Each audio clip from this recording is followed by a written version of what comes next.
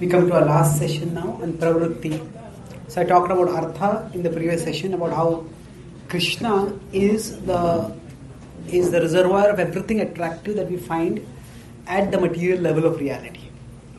And by connecting with Krishna, we won't be deprived, rather our aspirations for happiness will be fulfilled. That same point, I'll start with this. So this basically, if you have to move steadily in bhakti,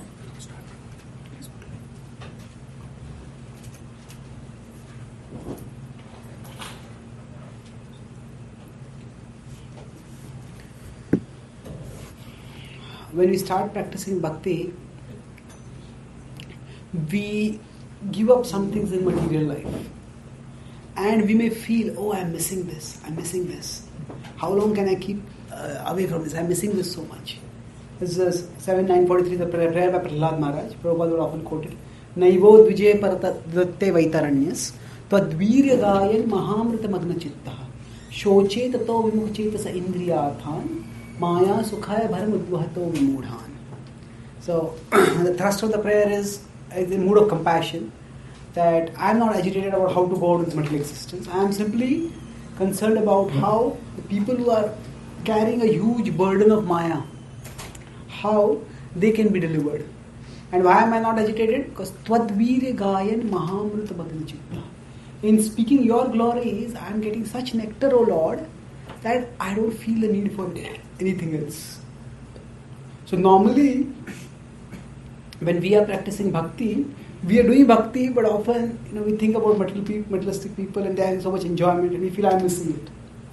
But Prahlad Maharaj, he is practicing bhakti and he is not feeling I am missing that. He is feeling rather they are missing this. If they are missing this, oh shoche tato, for what? Chasing some pleasures which has caused simply so much burden of entanglement, of anxiety. So why are they doing this? Let me share this with them. So we all, how do we know what we feel we are missing? That we can know by when or where our mind goes missing. That means if something is very interesting for me, if I like something, if I get some taste in something, my mind stays very much there. But if by doing something, my mind goes missing somewhere else.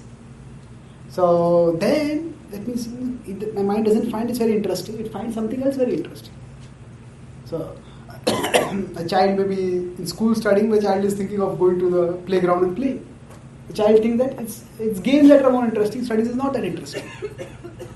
That's the conception we all have of what is interesting and what is not so interesting. So, in bhakti, for the advanced devotees, they don't feel that they are missing worldly pleasures, because they feel they can see the worldly pleasures lead to misery.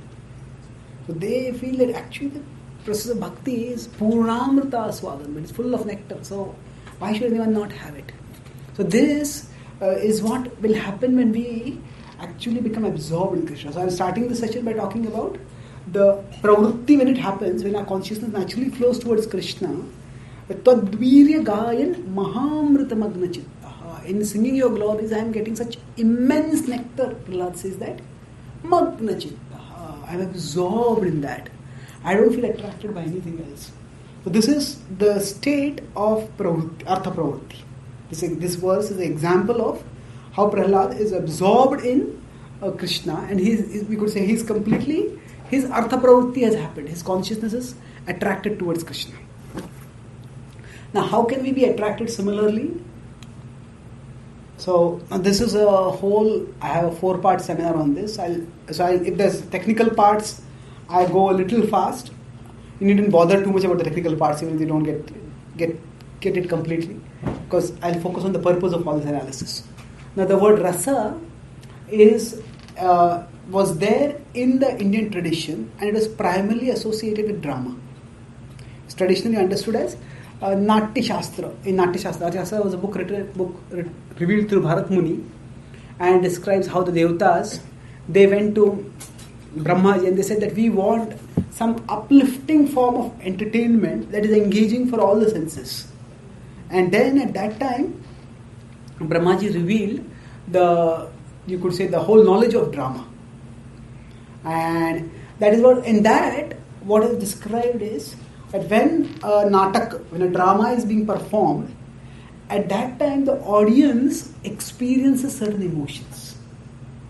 And the emotions the audience experiences, they are what is called as rasa.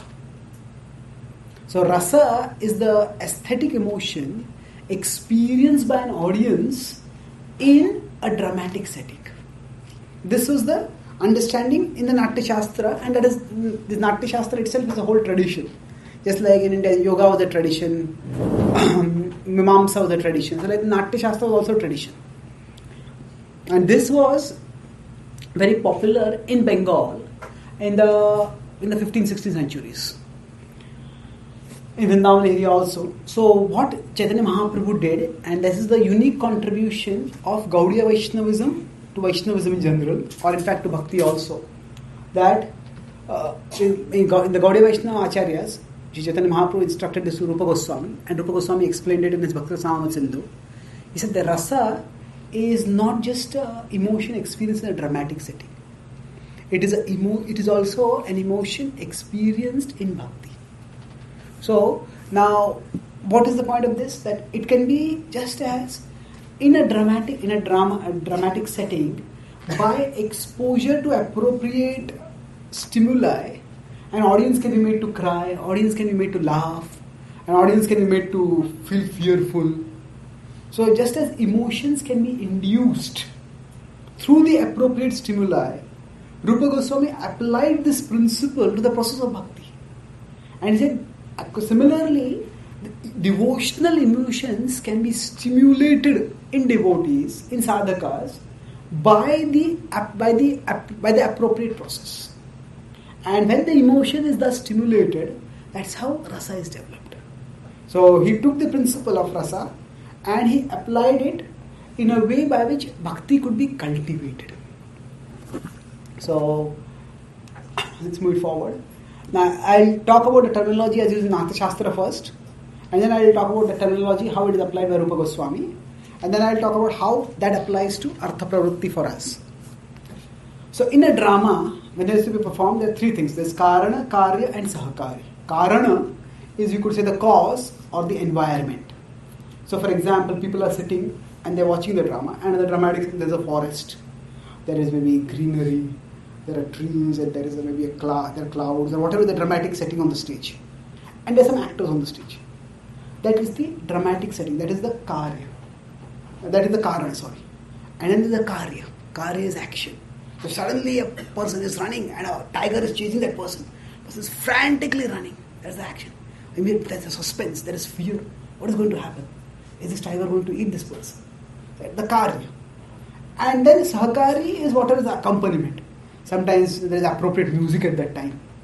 There is the music which indicates victory, music which indicates defeat, which indicates fear. All that comes in accompaniment, that is Sahakari. Now, Rupa Goswami takes the same concepts and uses different terms for it. So he calls the Karana, the environment, is the Vibhava. And the Karya, he refers to it as Anubhava. So in the environment, whatever is stimulated, that is called the Vibhava. The actions that we do are Anubhava. And Sahakari, the accompaniment, he calls it as the Vyabhichari Bhava. Now let me explain this in terms of, say, Krishna Lila. So Krishna has gone out into the forest and everybody is expecting when he's going to come back. So when Krishna comes back from the forest, the sun is setting. So the sun setting is and Krishna returning. This is the environment. It's the setting basically. So now this stimulates certain emotion. Yashodamai, she has her sthayi bhav, her steady relationship with Krishna. Vibhav is the DRS is Bhakti Rasamrita Sindhu. Vibhav is the action that makes the sthayi bhav sensed or manifest. So sthayi bhav, her steady emotion is maternal affection. Yashodamai always has maternal affection for Krishna. But when she sees Krishna coming, when she sees the sun setting, that the indications that it is twilight now, that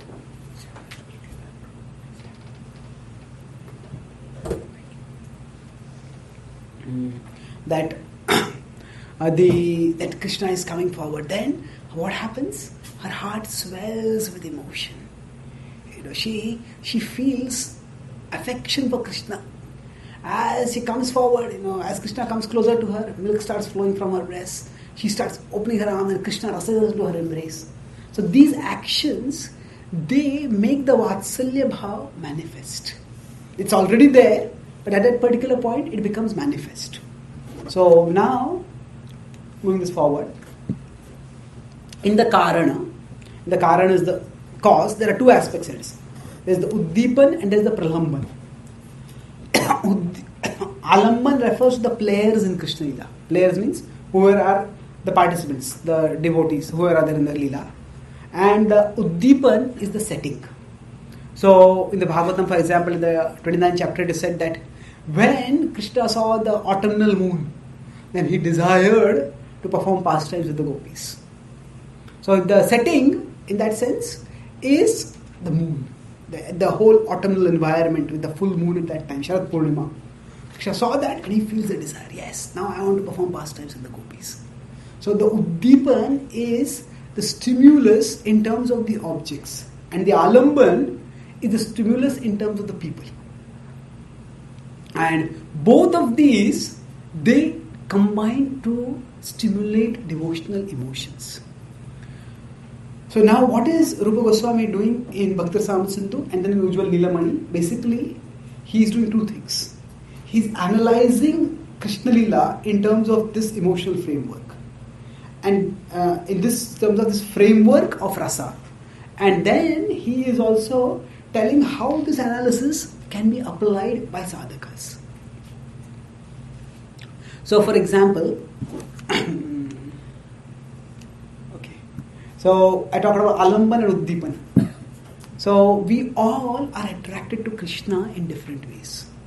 There are certain standard practices of bhakti, but some of us may like a particular Hare Krishna dhun, some of us may like a particular darshan of Krishna, a particular deity of Krishna, some of us may like a particular chapter of the Bhagavatam, a particular pastime in the Bhagavatam. So if we ask all devotees, different devotees, what is your favorite verse from scripture? But each devotee will have some different understanding, which is my favorite verse. So there is spiritual individuality also. All of us are individuals. And there is an individual relationship that each of us has with Krishna. And Krishna attracts us in an individual way. So we follow the standard process of bhakti. At the same time, if there are certain limbs of bhakti, certain activities in bhakti which particularly attract us to him, then that is our Uddipan. That is the spiritual stimulus that we can cherish. And that means that is the way Krishna is manifesting his mercy by which we can connect with him. So the pravrutti means the direction of our consciousness towards Krishna. We want to become pravrutti, we got inspired to become connected with him. That is the purpose of the practice of sadhana bhakti. Atha chittam samadhatum na shaknosi maisthiram abhyasa yogena tato mam ichchaptum dhananjaya. Krishna says that if you practice abhyasa yoga, that means to do sadhana bhakti, he says this in 12.9 in the Bhagavad Gita, that if you practice this, the result of this will be mam ichchaptum dhananjaya. You will get the desire for me. You will become attracted to me. The purpose of practicing sadhana bhakti is to become attracted to Krishna. So now there are two aspects. One is that which we are attracted to, we naturally think about it. But the other aspect is that what we think about, we will get attracted to. So if say I am attracted to if I have somebody attracted to baseball, then I actually think about baseball. So attraction leads to contemplation of that object. But the other principle is contemplation also leads to attraction. So for the pure devotees, attraction will naturally lead to contemplation. They will naturally think of Krishna because they are attracted to him. But for us, contemplation will lead to attraction. The more we think about Krishna, the more we will become attracted to him. The more we think about Krishna, the more we will become purified. The more Krishna's all attractiveness will be revealed. So now how exactly can we think about Krishna? That will vary, as I said, according to person. So if we find a particular manifestation of Krishna as attractive for us, then we focus on that. We dwell on that, we cherish that. And then through that we connect with Krishna. And along with this, we also, earlier I talked about, we have the circle of interest. We have a certain circle of interest, and there is the circle of Krishna Bhakti. So we find the intersection of that. So that intersection will be driven largely by our Swabhava. So earlier I talked about there's a higher taste and there's a lower taste. The higher taste is the taste that we get in direct devotional activities. The lower taste is what we get in sensual activities. Now, the whole process of Varnashram, where people engage according to their Varna. A Brahmana does Brahmanical activities. Now, for a Brahmana to do Brahmanical activities gives some pleasure. For a Kshatriya to do Kshatriya activities gives some pleasure. Somebody who's a good manager and they manage, they get such a sense of accomplishment. I was able to manage such a big festival, or it's a big program, big event. So somebody is a author who writes a book. This may have no connection with Krishna, but just acting according to one's nature and achieving something, just acting according to that nature gives one some pleasure. Now when we do that for Krishna, that is according to our Swabhava, if we act, then we do get some pleasure, but that is material pleasure. When we act according to our Swabhava for Krishna's sake, then what happens is that pleasure becomes spiritualized. So the direct devotional pleasure is very important for us to strive towards. At the same time, that may not be possible for us to access constantly, because we cannot at our level of sadhana practice direct devotional activities constantly. So Krishna also talks about various levels in 12.8 to 12.12 about how we can work. Is first, always fix your mind on me. So if you can't do that, then practice sadhana bhakti and try to fix your mind on me. You can't do that, then you work for me. You can't work for me, then you do your work and offer the fruits to me. If you can't do that, then offer the fruit for some good cause. And that way you just move out, come out of yourself, become selfless. So the point is that here, if we could find out something according to our Swabhava, some activity which is according to our nature, and then we start using that in Krishna's service. In that, we get a material satisfaction which becomes spiritual because it is connected with Krishna. Like earlier I said, somebody likes to sing, and they will sing anything because they like to sing. But over a period of time, by singing for Krishna, they will realize that in singing for Krishna there is something special over there. And thus they will get connected more and more to Krishna. Similarly for us, the acting according to Swabhava is the way we can become pravritta, we can become connected or inspired towards Krishna. So now this raises the question, how do I know what is my Swabhava? What is my nature? Now the important thing is not that we have to place ourselves in a particular category. The point of Swabhava is that Swabhava leads to Swakarma. Whatever is according to our nature, we will actually be inclined towards certain activities according to that Swabhava. So in the course of our life, while pursuing our devotional service, we observe ourselves, which are the activities that we feel inspired to do, which we are good at doing, and which we feel inspired to do. So that we can understand is some understanding of our Swabhava. We don't have to wait to precisely understand our Swabhava and then harmonize ourselves. Just move forward pragmatically, doing what we can. Now, how does Krishna's mercy play a role in this? Well, let's talk that whole process of bhakti is it's about our endeavor, but ultimately it's about Krishna's mercy. Yes, Krishna's mercy is definitely important, and Krishna's mercy can be seen at multiple levels.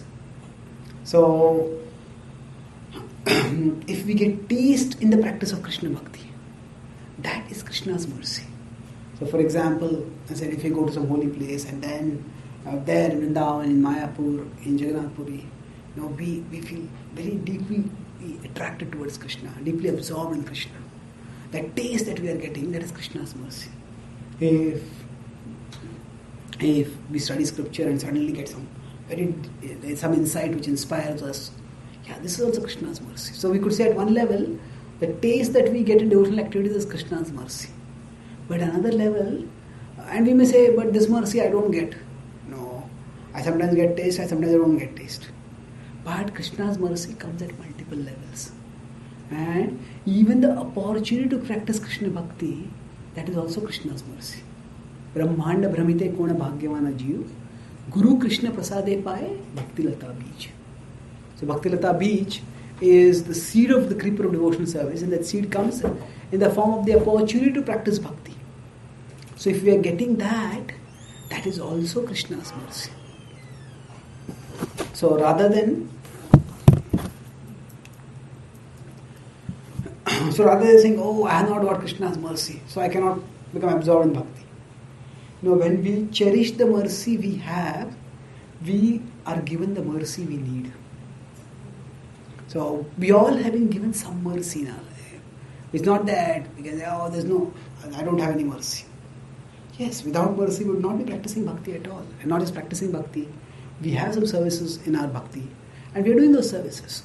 So when Krishna sees that we are valuing what he has given us, then he will give us more. And the way we value is that we value Krishna's devotees. We value those whom we are serving, those with whom we are serving, those for whom we are serving. That means those who are our seniors, those who are given us the service, our equals with whom we are serving, and the other younger devotees, new people, to whom we are trying to get towards Krishna.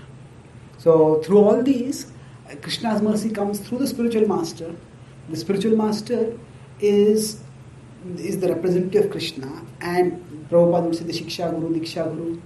They are in one sense not different. And Prabhupada would say that he would tell his disciples that, I see that you are representatives of my spiritual master. Because my spiritual master gave me the instruction to serve, to preach in the Western world, and my spiritual master has sent you to assist me in his mission. So he would see even those also.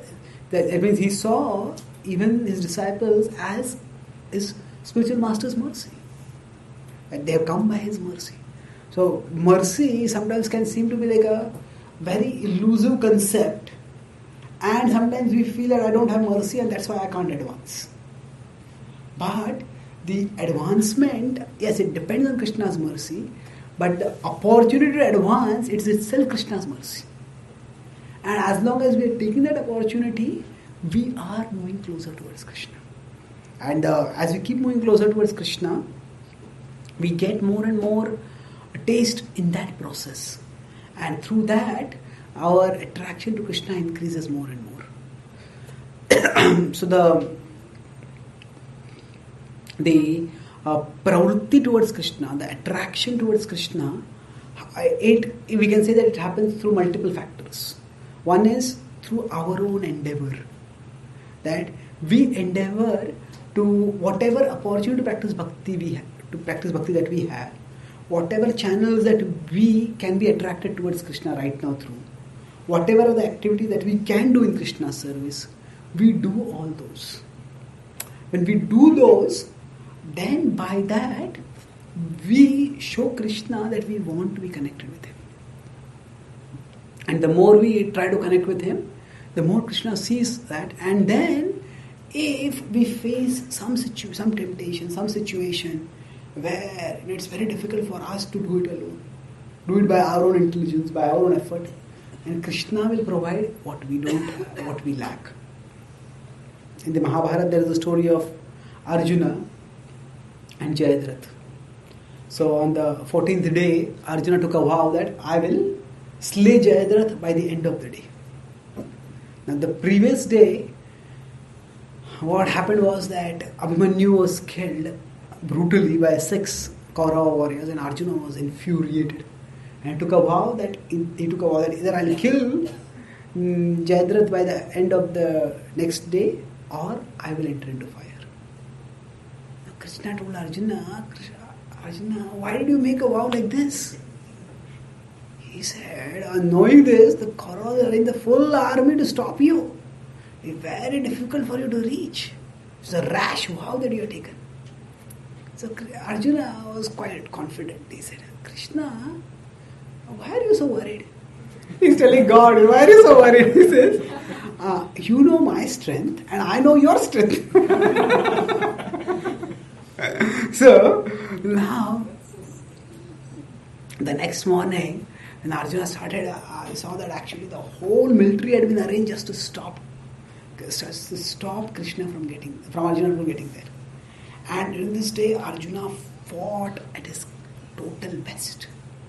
He was exerting his full capacity, just breaking through the Kaurava formations. And as he was moving forward at various strategic points, Krishna, he was a non-combatant, but he was a decisive factor.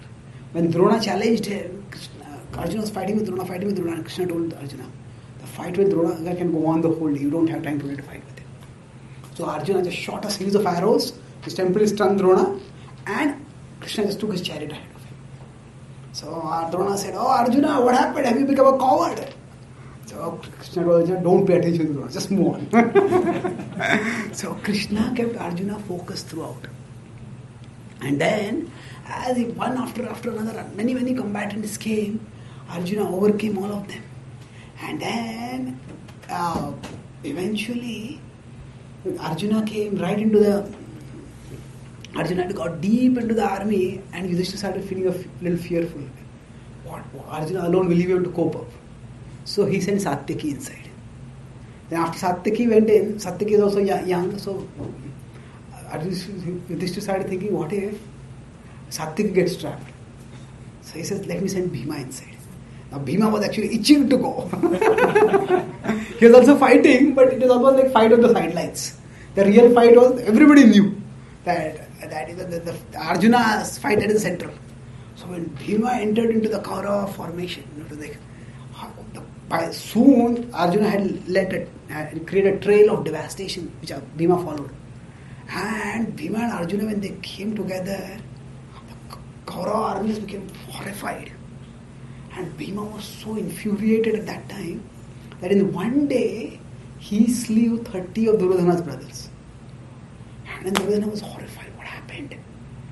He started thinking that how is it that I have such warriors in my army and I have a whole army? How is it not able to stop this Arjuna and Krishna? He started thinking, maybe Krishna is God.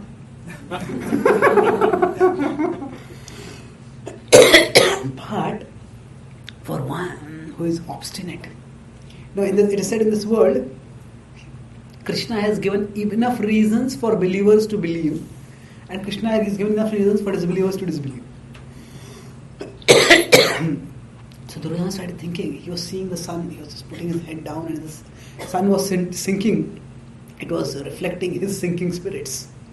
But then he thought, if Krishna is God, if Krishna were God, then how could we have been able to kill Abhimanyu yesterday? No, Krishna loves Arjuna, Arjuna loves Abhimanyu, and yet we are able to kill Abhimanyu. Because we are able to kill Abhimanyu, therefore Krishna is not God. And he immediately said to make a last ditch effort.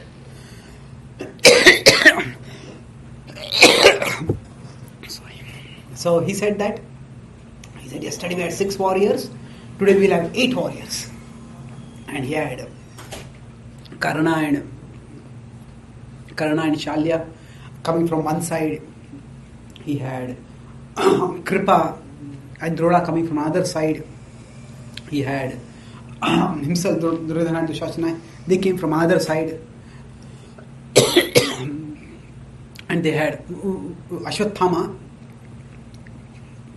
along with another warrior coming from other side. And they all attacked Arjuna. And Arjuna was just covered by like a cloud of arrows. He just couldn't see anything. He was trying to shoot, but he could barely defend himself, leave alone make any progress. And he could see the sun sinking towards the horizon. So so close. He could see Jayadratha standard in the distance. Just couldn't get there at all. So as Arjuna started despairing, then Krishna saw his friend's predicament. Krishna raised his anger, his Sudarshan Chakra came in his hand. And just hurled it. It went and covered the sun. He covered the sun, the Kauravas started celebrating. Oh, Arjuna is dead now. Arjuna was exasperated. Stress that he started putting down his bow. Krishna spoke urgently to Arjuna. Arjuna, there is still time. He says, put a Brahmastra on your bow. Now at this point, Arjuna, no questions asked. Sarva dharman parityancha mamekam sharanam. Just obey Krishna. So he put the bow in the arrow in the bow, and he said, pointed towards Jayadratha. Hit it in such a way that Jayadratha's head will fall in the distance, the Samant Panchak area. There his father Rudakshatara is performing austerities. So ensure that this arrow takes off his head and it falls on the lap of Rudakshatara. So Arjuna took the bow, and as he was placing the arrow, Krishna removed the chakra. And the last rays of the sun were still there. And Jayadratha, who had been cowering behind, he had come forward. Hey Arjuna, I'll light your funeral pyre.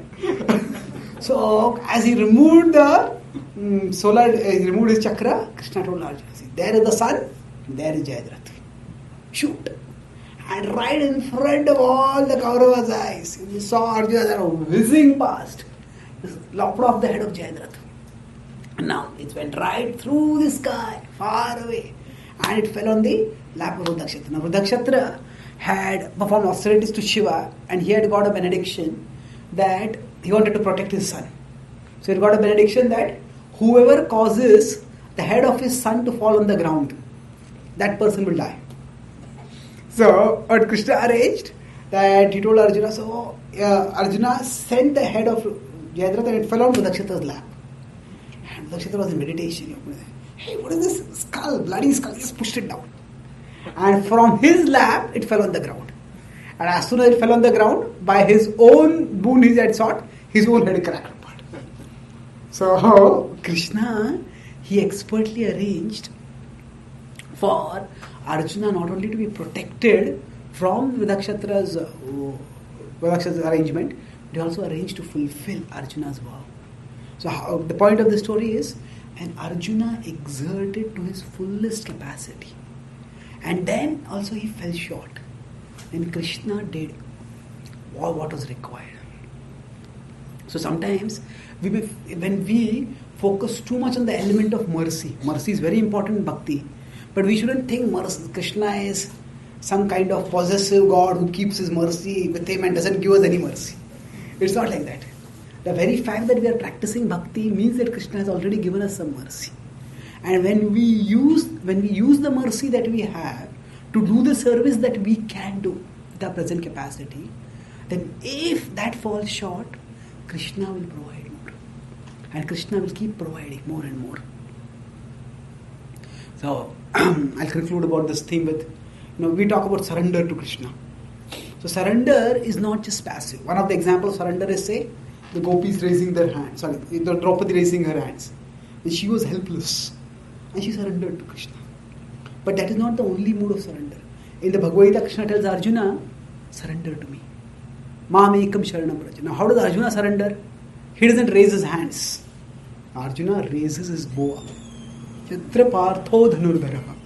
So for Arjuna as a warrior, surrender is to fight. So surrender has two aspects to it. One is that in our life, some things are in our control and some things are not in our control. And in some situations, the things that are in our control are very little and the things out of our control are a lot. That is what happened in Draupadi's case. She had practically no control over anything. Still, what did she do? Then when we say she just surrendered to Krishna, means what did still she controlled her thoughts, her consciousness, and she offered it to Krishna. But for Arjuna, he's a Kshatriya warrior, he's a world-class archer, and for him, he had control over his own resources, his own abilities, so that he could fight. So for him, surrender was to use the control that he had in Krishna's service.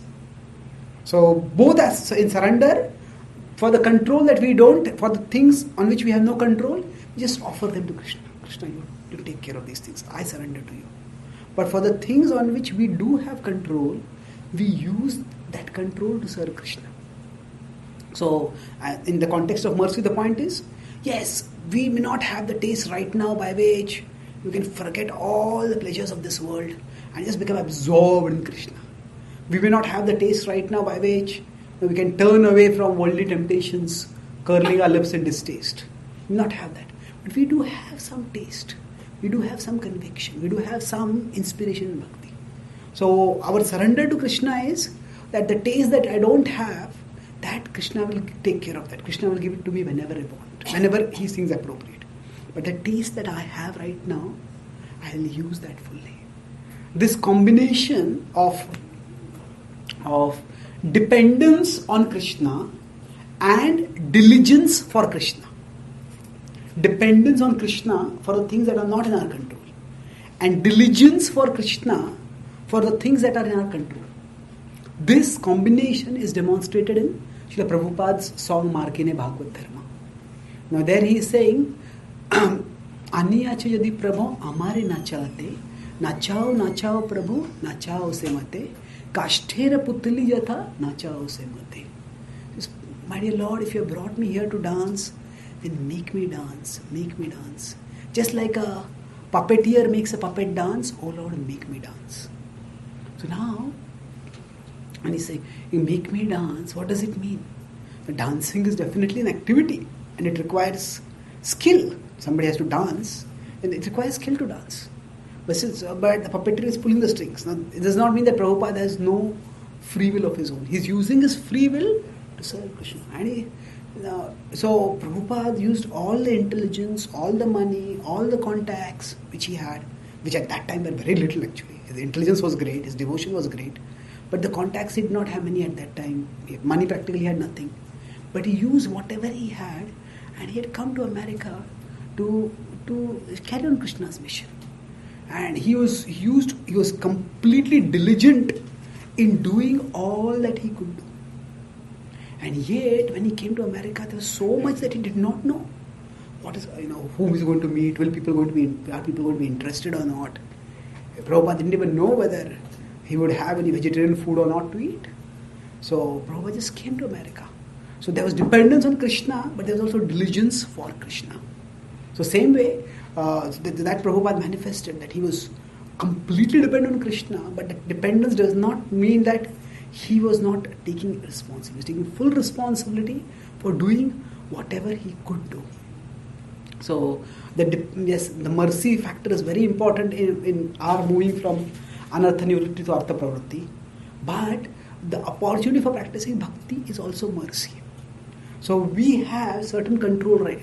Say for example, there are certain desires, certain temptations, certain anarthas we can resist. Certain ways in which we can become attracted towards Krishna. Now we may not be able to study, say, if somebody tells you, study 6 hours scripture every day. We may not be able to do that. But if I decide, at least half an hour, 1 hour, 15 minutes, we can decide according to our capacity. There is, just because we cannot do the perfect thing or just the highest standard doesn't mean that we can't do anything. So we have some area of control, something which we can do. And when we do that for Krishna, then Krishna will take care of other things. If we use the mercy, if we engage in Krishna's service with the mercy that we have, Krishna will give us the mercy that we need. So whatever we need in future for Krishna, for our service to Krishna, for our growth in Krishna Bhakti, all that He will provide in due course. And with this understanding of dependence on Krishna for the taste that we don't have, yes, whenever Krishna wants, He will give that taste. But for the taste that with the taste that we have, with the insights that we have, we become absorbed in Krishna. And that way, we can move forward. We become diligent in His devotional service. So, we often talk about moving from Vaidhi Bhakti to Raganuga Bhakti or Ragatmika Bhakti, depending on terms. So, it's an advanced stage. But the essence of it is what? Vaidhi Bhakti means we get the the instruction of the spiritual master is the inspiration for practicing bhakti. And then as we advance, we are ourselves inspired to practice bhakti. So for us, our devotional intention, we need to internalize that. Yes, we have Srila Prabhupada's instructions, we have his books, but along with that, we have to find out, why am I practicing bhakti? What is my conviction? What is my inspiration?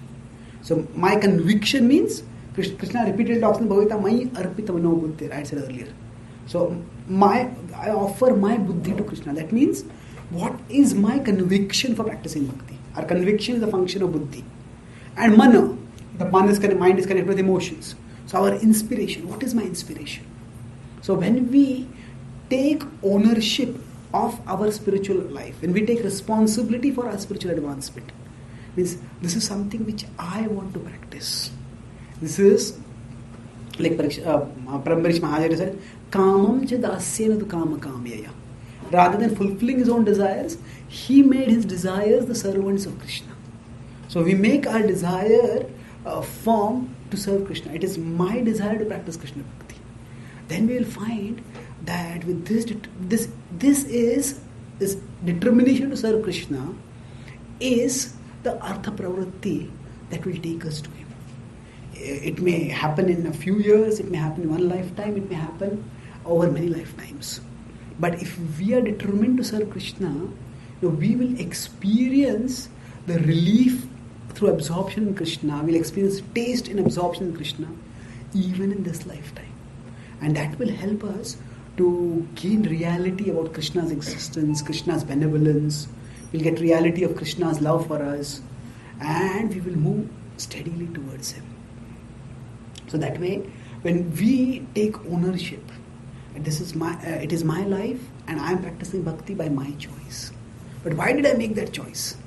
Sometimes when we keep practicing bhakti for many years, the driving conviction, the driving inspiration that we had initially, but that may not drive us so much. But that doesn't mean there's nothing to drive us. We have our present realizations, we have our present inspirations, present convictions. So if we keep reminding ourselves of those, and based on that we connect with Krishna, then that will become our artha pravritti. That will become our driving force, which will keep moving us towards Krishna through whatever life sends our way. In life there will be many ups and downs, but if we keep persevering in Krishna bhakti, that artha pravritti will grow more and more, and it will take us towards Krishna. So I'll summarize. In this session on pravritti, I spoke about how when we are trying to move towards Krishna, at that time Krishna is Rasaraj. So he is the reservoir of all rasas. So the concept of rasa was used in Bhakti in the Natya Shastra as an emotion experienced in a dramatic setting. Rupa Goswami took that and applied in the devotional framework. Just as emotions can be induced in a dramatic setting, similarly emotions can be induced in a devotional setting. So I talked about Kare, Karan, Sahakari. And the Karan is the stimulus, the people and their actions. The Karya is the people and their environment.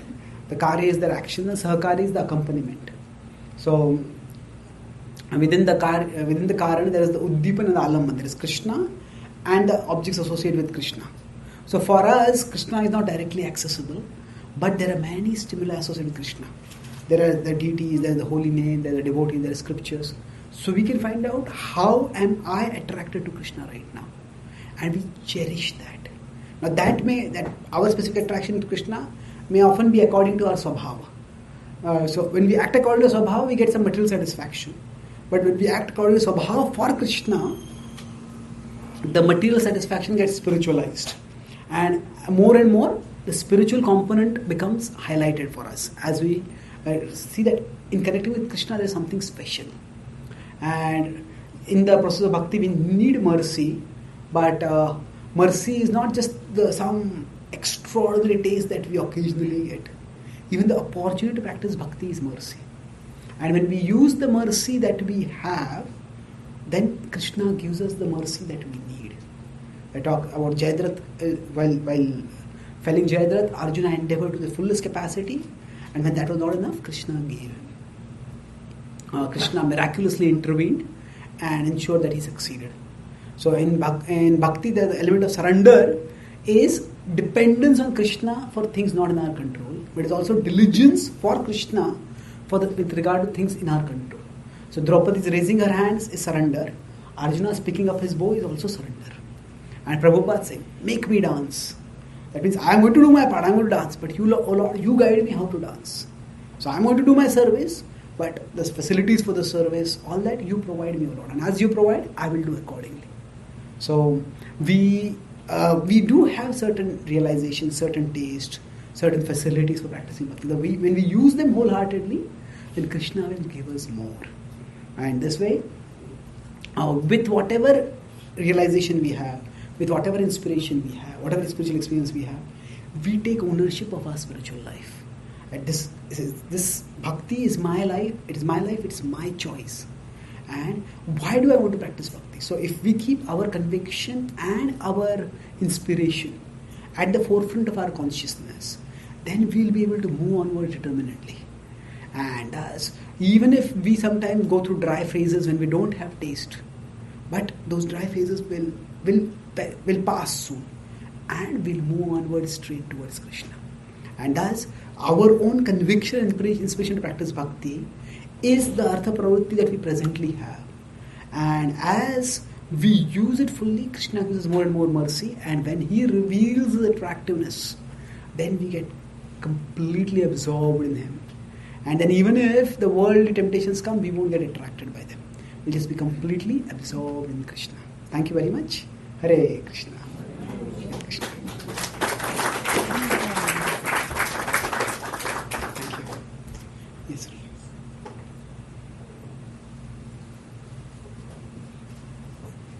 Okay. In Prabhupada's past tense, prior to coming to the United States, he tried many different things to implement the instructions to get him back to Pakistan, Saraswati Thakur. When he came to America, it seemed almost like an impossible situation. In fact, he went to the Scindia steamship company several times to see when the next boat would go back. But yet he persevered. Now, you were making the point how if we just keep going, have confidence that Krishna will provide facility. But for Prabhupada, it was about 40 years in coming. Now, right? I mean, it was, we know from the Srila Prabhupada Limamrita, what was it, Struggling Alone in the Wilderness, I think was the name of the chapter, and it was like a 40-year period, and he comes to America. Yeah. Didn't know anybody, didn't have money. Very, very difficult. Now, that's, we can follow Prabhupada, we can't imitate, but then how to ascertain when something's too difficult? Like when he was in Jhansi and everything was against him. Yeah. Believe it was, and he pulls out. That's true. Yeah, I got it. So you understand? Yeah, I understand. Yeah. So say when we are, when it's on one level, we should say we should keep persevering in our bhakti. But then Prabhupada in Jhansi, when he found everything was opposed to him, he just left there and he did some other way of other service. So how do we know whether we should just persevere in one thing and keep doing like Prabhupada kept doing for 40 years and eventually Krishna will reciprocate? There are two different aspects to this. One is the consistency of purpose, and the second is the flexibility of process. Prabhupada was consistently purposeful that I want to serve my spiritual master. But specifically how I do it, he was trying various things. He tried running back to Godhead. He tried opening his own organization. He tried to work with his god brothers. He tried to write Bhagavatam. He tried to give classes in people's houses to inspire them. Eventually he came to America. In America also he tried various things. First in Butler, then he was in Vishta Yoga Studio. Then he came to the Lower East Side. So, with respect to the practical aspects of how bhakti is to be executed, there is no guarantee that just because we have been given an instruction that the specific form of service will be successful. No, that means we have to use our God-given intelligence And if you find that a particular situation is very difficult and it's either incompatible with our nature or the opposition is too much, then we don't give up the principle of service to Krishna, but the form of service we may change. At one level we say that Bhakti Thakur said that if nobody comes for programs, you preach to the walls. Now that is in spirit. If Prabhupada had taken that literally, then he could have just stayed in India and preached to the walls. No, he came to America because he wanted eager people to hear. So the spirit is that we are not disheartened by the lack of reciprocation.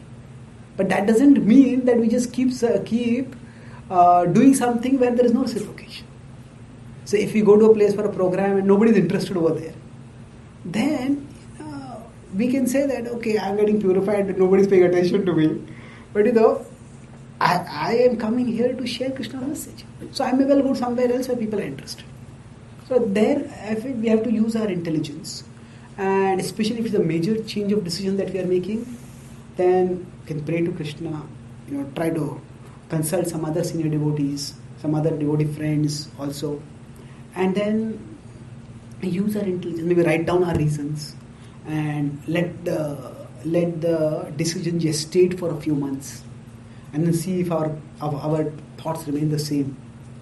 Basically, for most of us, as we evolve in our spiritual life, we have to make the decisions ourselves. Our movement is also so big that even the spiritual master may not be always accessible for guidance, may not know the ground level situation for us in the specifics. They may give broad principle guidance, but we have to make decisions using our intelligence. The Uddhav Gita, it is said that we have to become our own spiritual masters. That in the Acharyas explain over there, that does not mean that we don't need a spiritual master, but rather by taking instruction of the spiritual master, we have to learn to guide ourselves and take decisions. So basically, if we are doing a particular service and we find that there are too many obstacles in that service at that place or in that setting, then we write down everything. What are my concerns? I just write it out. And then, this is just one way of doing it. I'm just saying that we have to take our decisions using our God-given or Guru-given intelligence. So one way is that I just write down everything. And then after that, I decide that, okay, when we just write down everything, that inner agitation, the congestion of the mind that happens, because the thoughts are always going, should I do this, should I not do this, should I do this, should I not do this, that congestion goes down to some extent. And as soon as thoughts come out of our head and onto paper or on the computer screen, whatever, then there's a certain distance brings some objectivity to it. We can evaluate. And we may decide, okay, this is an important decision. So every week, maybe half an hour, 1 hour, I will spend on thinking about it. And are there any other aspects I have not thought about? If what happens is, if we're just constantly thinking about it, it just drains our energy. So during the course of the week, if some thought comes up, we just note it down, but we don't think about it at that time. Because in the mode of passion, it's very difficult to think. And we're normally in the mode of passion when we are running around, when we are doing our regular services. So basically, we get a snapshot of our mind like this. And then, if after 1 week, 2 weeks, 1 month, 2 months, if I decided, whatever period we decided, 3 months, 6 months, if we see the overall thoughts that we have had are more or less the same. I don't feel this is what I want to do. That's just too much opposition. If that's the way we feel, then that's not just a passing frustration that we have. It's an enduring inclination that this is not the way I should do something else. That's perfectly fine. This is a practical decision, and we use our practical intelligence, and we move onwards. And sometimes some decisions may be right, some decisions may be wrong.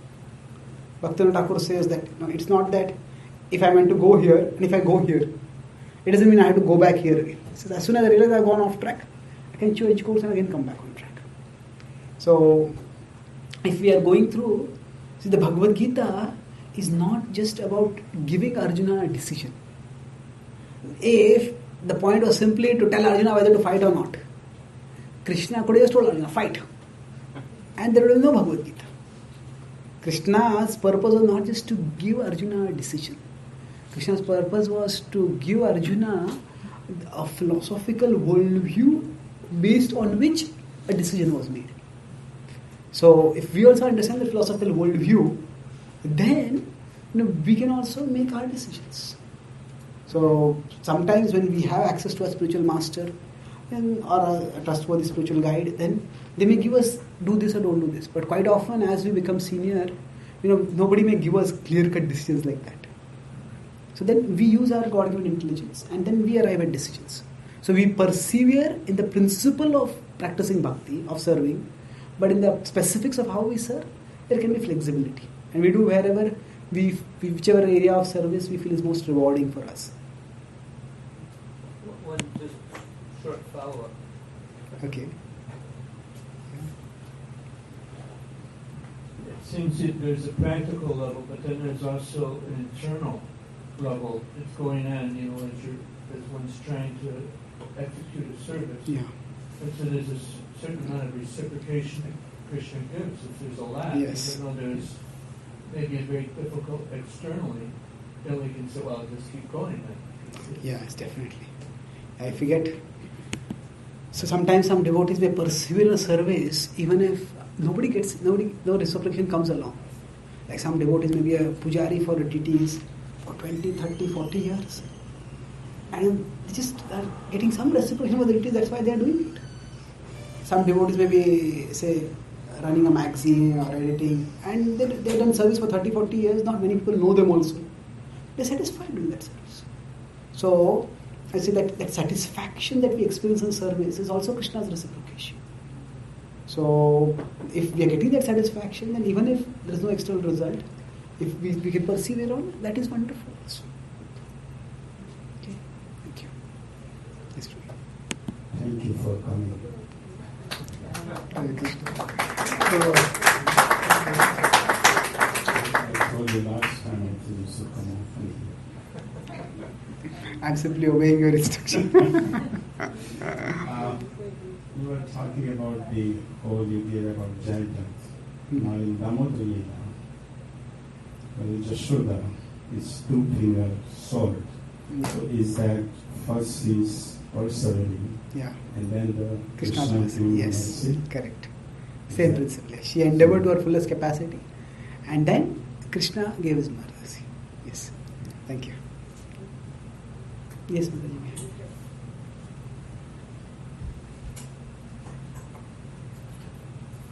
Hare Krishna.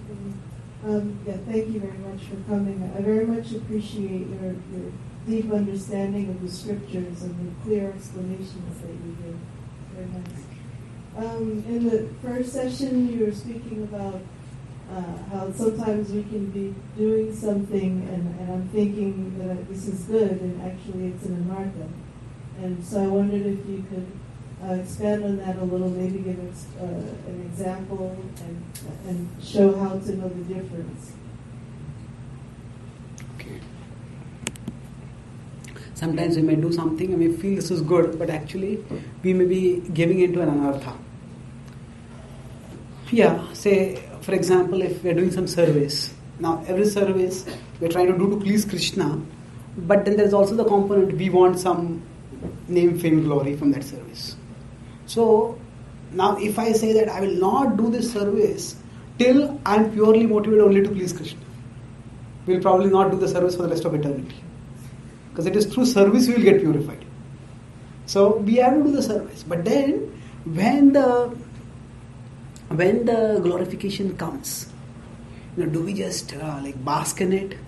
And do we want more? Aniyor, like it is said, Govardhan Lila, more. So is that way? Or we just, yes, we know, we see this as Krishna encouraging us. We offer it to Krishna and our spiritual masters, spiritual guides. So when we get some results from our Krishna Bhakti, which are apart from our increased attraction towards Krishna. See, by our service to Krishna, ultimately what do we want? We want that our attraction to Krishna should increase and our desire to serve Him should increase. So, apart from that, we may get some other results also. Now, if we start craving for those results alone, and I may say that I am doing this service because I am getting these results. Now, I am doing this service for Krishna, but actually we are craving only for those results. then what is happening is Krishna is getting more and more into the background. So for a devotee, external success should be a result of internal success. Internal success means that we feel happy in Krishna consciousness, or at least we feel happier than what we were before. Because happiness is a relative term. So we feel happier than before in our Krishna consciousness, and that's why we want others also to be happy. And that's why we share Krishna consciousness, share Krishna bhakti. But otherwise what may happen is that we are getting internally no happiness because we are giving into our arthas, we are not really properly doing our sadhana. And then we just do the externals, and through the externals, whatever glory we get, whatever adulation we get, that's what is driving us. That may be one factor driving us. But if that is the only thing driving us, then we will become very competitive. If I think, how many people appreciate me, then if somebody else, more people appreciate, and they start thinking, why this, So we will become very competitive. And if our assessment of bhakti is only in external terms, that, what are the external results? Then some devotees may be doing may have a lot of devotional attitude inside, and they may be doing some service which is not so visible or tangible, those results. We may start minimizing those. What are you doing for Krishna? I am doing so much. But you're not doing for Krishna actually. We're doing it for our ego. So, in that sense, if while doing our service to Krishna, if we are getting more and more caught by the fringe results, in the Madhurya Kadambini it's called Taranga Rangini. That there's the ocean of devotion and there are waves that come on top.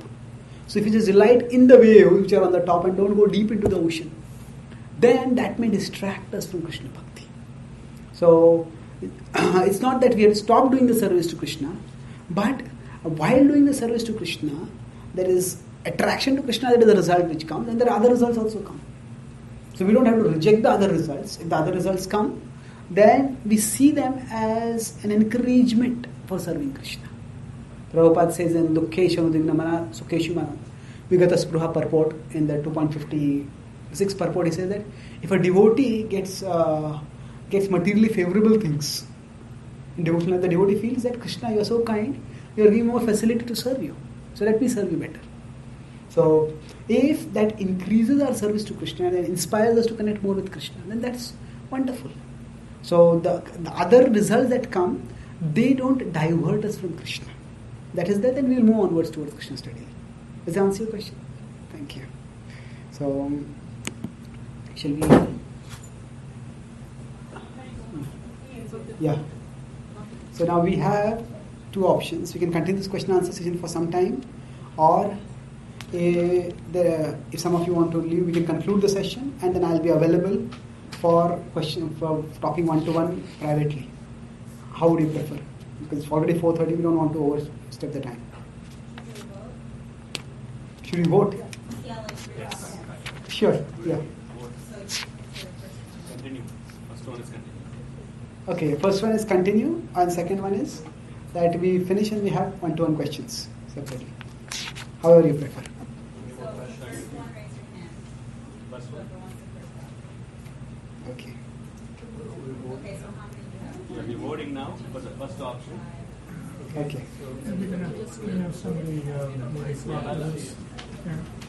I think what we could do is we can finish. We are told 4:30. We talk one-to-one, or we can just vote. Just a quick question. What's your Prabhuji said there are two options. The first option, we vote for the first option, which is we will continue for some more time with question and answers. Option number 1, continue for some more time.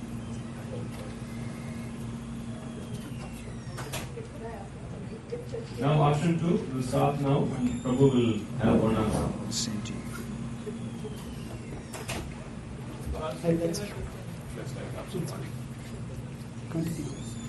So those of you want to carry, we can just do the conclusion, then we will carry on. Should I do the thank you note? Yeah, I think we can do that.